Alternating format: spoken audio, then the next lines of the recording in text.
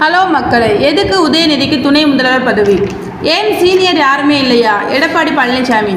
மக்களவைத் தேர்தலில் 40க்கு 40 வெற்றியை அடுத்து உதயநிதி ஸ்டாலினுக்கு துணை முதல்வர் பதவி தரப்பட இருப்பதாகவும் கூறப்படுகிறது. திமுக பொதுச் செயலாளருமான துரைமுருகனும் துணை முதல்வர் பதவி கொடுத்தால் யார்தான் வேண்டாம் என்று சொல்வார்கள் என்று கருத்து தெரிவித்துள்ளார். ஆனால் அனைத்து அமைச்சர்களும் முதல்வருக்கு துணையாக இருப்போம் என்று உதயநிதி மலுப்பலான கருத்து தெரிவித்துள்ளது குழப்பத்தை ஏற்படுத்தியுள்ளது. இது ஒரு புறம் இருக்க, திமுகவில் 2026 தேர்தலுக்கான ஒருங்கிணைப்பு குழு அறிவிக்கப்பட்டுள்ளது.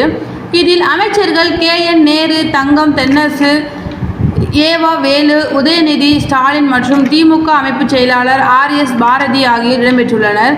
இந்த நிலையில் சேலத்தில் செய்தியாளர்களிடம் பேசிய அதிமுக பொதுச் செயலாளர் எடப்பாடி பழனிசாமி, உதயநிதிக்கு துணை முதல்வர் தரப்பட உள்ளதாக தகவல்கள் பரவுகிறது என்ற கேள்வி முன்வைக்கப்பட்டது. அதற்கு எடப்பாடி பழனிசாமி இது குறித்து முதல்வர் MK ஸ்டாலினிடம் தான் கேட்க வேண்டும். ஏனெனில் அமைச்சரவையை மாற்றும் அதிகாரம் அவரிடம் மட்டும்தான் உள்ளது. யாரை மாற்ற வேண்டும் என்று அவர்தான் முடிவு செய்ய முடியும் என்றார்.